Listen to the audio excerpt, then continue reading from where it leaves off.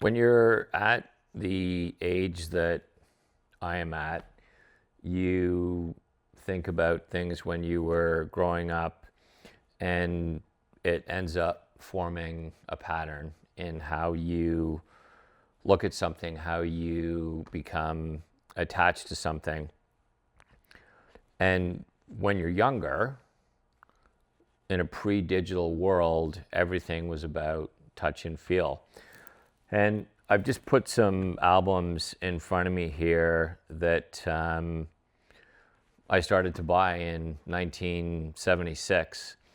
And that back then, you actually sat and took an album like this very classic Elton John record, and you looked at the cover and you held the cover and you spent a long time really looking at what was going on with the artwork. And this analog experience of listening to music, I think in today's world, that the convenience of your phone, how we listen to things, how we touch things, how we appreciate things, that for me, analog goes back to an era that started when I was probably 12 years old, when I was in a shopping center and saw this album here, Kiss the Originals. This was sitting on a shelf. And I didn't really know much about Kiss at the time, but I really thought the cover was interesting. And I basically just begged my parents to buy me this album. I think it was $6.99 for this. And Kiss made this record because they could not sell records back then. They had put 3 albums out and they just didn't work. So they took all 3 of the original albums, called this the Originals, and they put out this package. And you can see how old this is. All the glue has come undone, that the records then were colored in blue and in yellow and red, and they put this booklet inside when nobody knew who the band actually was. And as you know, they've since become a brand, but in this booklet was basically the history of Kiss, to give people just an inside look back then to who they were. And what's interesting about Kiss is they're the very first band to put a logo on their stage. Nobody was doing that before. Kiss was doing it in the mid-70s. And this allowed them to jump into Kiss Alive, which became the album that broke them. But this was really my introduction to a touch and feel experience of, I would sit down and listen to these albums, and I would look at the cover and I would look at the booklet, and I had this incredible fascination with this album because I didn't know that much about them. And you had to learn about them by reading the cover and looking at the booklet that was on the inside. And shortly after this, Kiss put out 4 solo albums. This was Ace Frehley, who just passed away last year. Still my favorite guitarist to date, and I got all 4 records. My dad bought me all 4 records when they put it out, but I went to a Ace Frehley show probably 10, 12 years ago at B.B. King's in New York, and I bought a VIP package so that I could get him to sign this record, which I had had since the late 70s. And evolved from Kiss as a young guy into more progressive music. And in my very first concert I ever went to in 1979, when you had to line up for tickets, not on your phone, but you had to physically line up for your tickets, sleep overnight in an alley, hope you get tickets. This was the very first tour and the very first band that I ever saw. This is Rush's Hemispheres record. This is an original pressing from 1979. I'll never forget this album cover because it was just so different from anything else that was out there at the time. But what I love about this, when you pop this open and you pull out, you can see the patina and how this record has aged over close to 50 years. But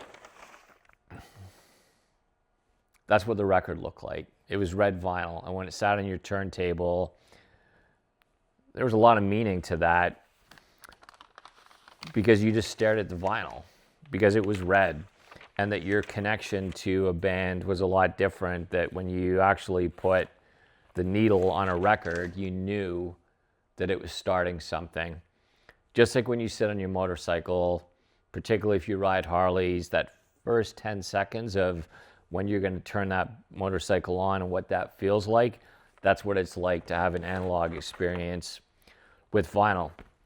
And this vinyl world led me into working at a record store when I was 17 years old, and I started to discover other bands like this New Order record that I bought in the 80s. And you'll see on the back here, we'll zoom in on this in a second, but on the back it actually shows the codes for the LP, the cassette, and the CD.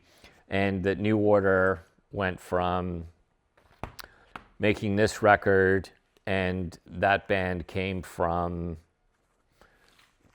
Joy Division. And people that really appreciate where that era of music came from and the packaging that you see in something like this, I feel like this has become a lost art form. My attachment to music of the bands that I was getting into that were more progressive based on Rush, this was a bootleg that I bought when I was a teenager, and I think I paid back then $50 for it because you just couldn't get live music, and that bootlegs were really important. But this analog phase of my life led me to want to work for a record company, which I did for almost a decade. And during that era, I was fortunate enough to work with this band, Tribe Called Quest. And this was a big part of why I wanted to get into apparel in the first place, that listening to Tribe Called Quest, buying Stussy when Sean was actually there, that gave me real purpose in what I was doing as a young man, that music was very important to me, and that apparel was something that I was thinking about and started my first brand.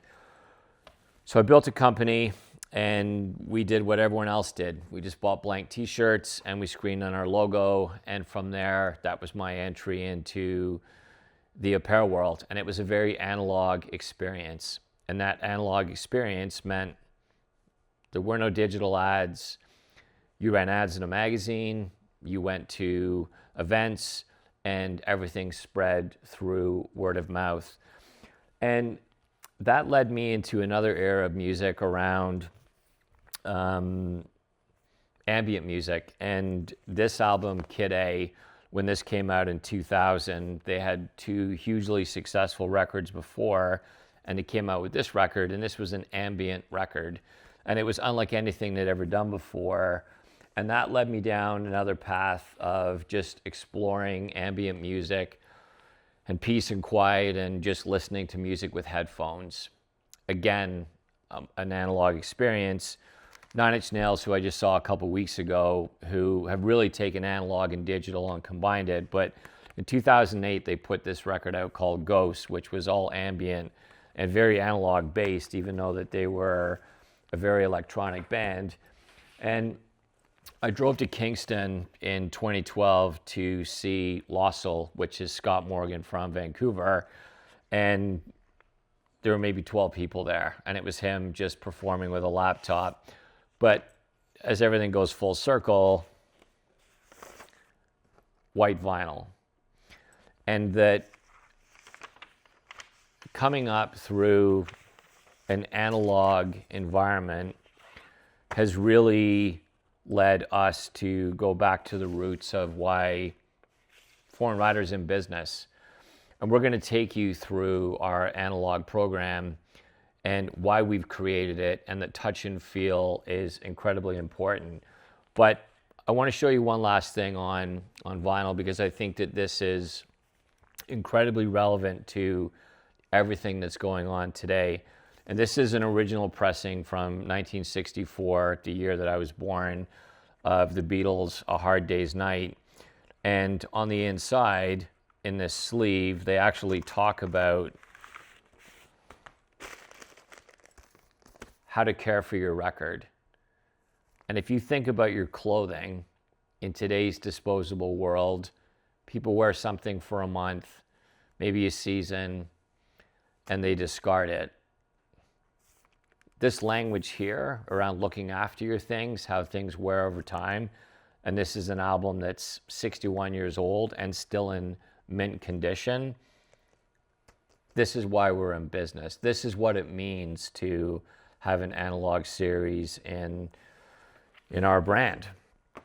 And I think that giving you an explanation that this comes from something that is very emotionally attached to why we exist, that this gives you some history to why Foreign Rider is in business, why analog as a series is incredibly important to what we're doing.